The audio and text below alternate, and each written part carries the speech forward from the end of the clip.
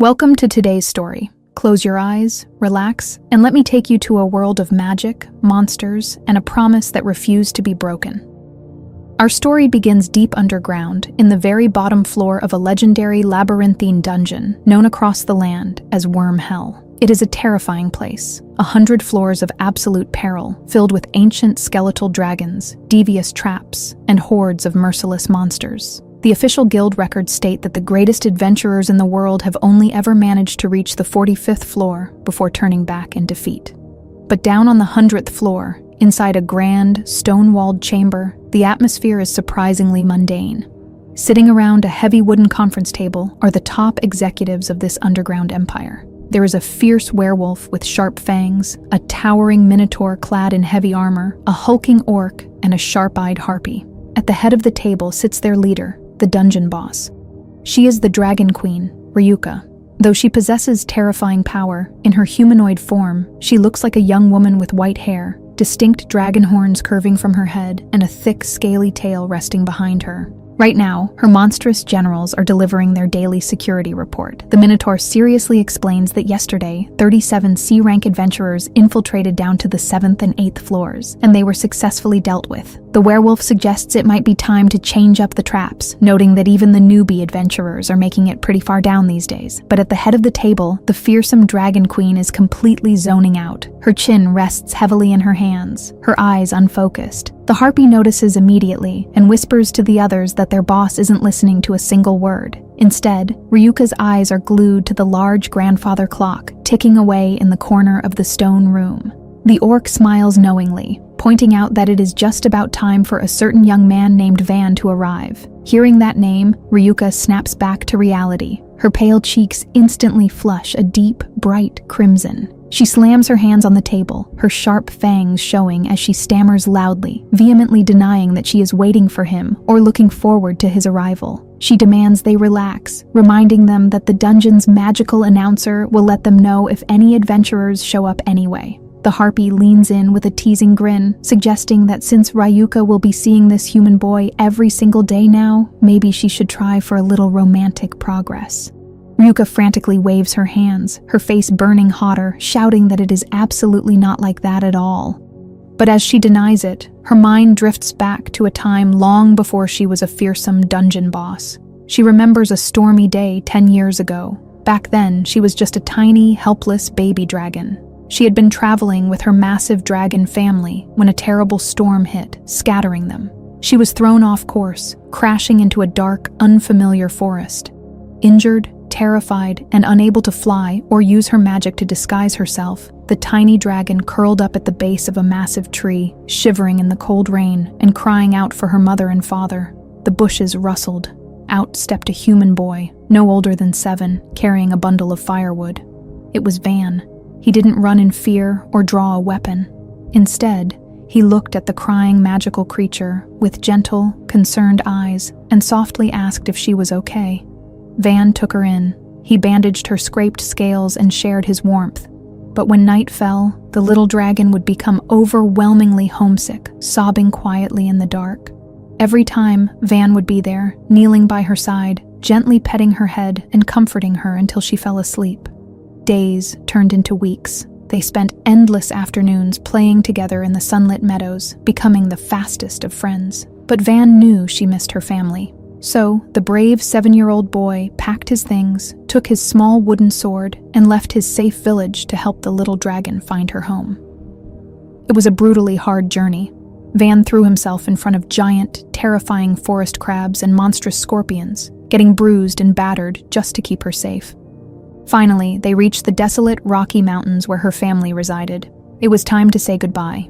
As the wind blew across the mountain pass, Ryuka stood before him, finally healed enough to transform into her humanoid shape.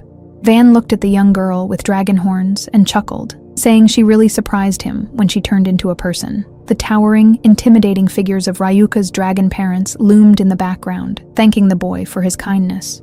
Ryuka looked down, sadness washing over her as she realized they had to part ways. But Van simply beamed at her, his face covered in scratches from their journey, and made a promise that would change both of their lives forever. He raised his fist and smiled brightly, telling her that next time, he would be the one going to her house, and then they could play together again. Back in the present, inside the cold stone walls of the 100th floor, Ryuka smiles a soft, tender smile just thinking about it. She became a fearsome dungeon boss, and Van, holding on to that childhood promise, simply got stronger and stronger so he could fight his way down to see her. Her generals watch her reminiscing, their faces melting into warm, teasing smiles. The Minotaur sighs, noting that Van was far too cool for a 7-year-old, and that anyone would fall for a kid like that. The Harpy giggles, agreeing that Ryuka is completely smitten. Realizing she has let her guard down, Ryuka panics. Driven by pure embarrassment, she transforms her head into a massive, terrifying, scaly dragon maw, roaring at her generals to shut up and listen to her, insisting they are just childhood friends and absolutely nothing more. The poor generals cower in fear, promising they understand. Suddenly, the dungeon's magical chime rings out. A booming voice echoes through the stone corridors. A new adventurer has infiltrated the dungeon. The generals immediately stiffen, but Ryuka visibly jolts, her heart skipping a beat. The orc points at her, laughing that it is incredibly easy to tell when the intruder is Van, just by looking at her jittery reaction. Before Ryuka can scold him, the announcer's voice returns, speaking at an impossible speed. The first floor has been breached. The second floor has been breached. The third, fourth, fifth, sixth, seventh, and eighth floors have all been breached. It has only been seconds. The Harpy casually mentions she is going to just turn the announcer off to save them the headache. The Minotaur stands up, cracking his heavy knuckles, stating that the boy has arrived. He orders the rest of the generals to move out, setting a modest goal of just trying to hold Van back for 10 minutes, accepting that actually stopping him is entirely out of the question. The generals file out of the room, leaving the Dragon Queen completely alone. The heavy stone doors click shut. The room falls silent, save for the ticking of the clock.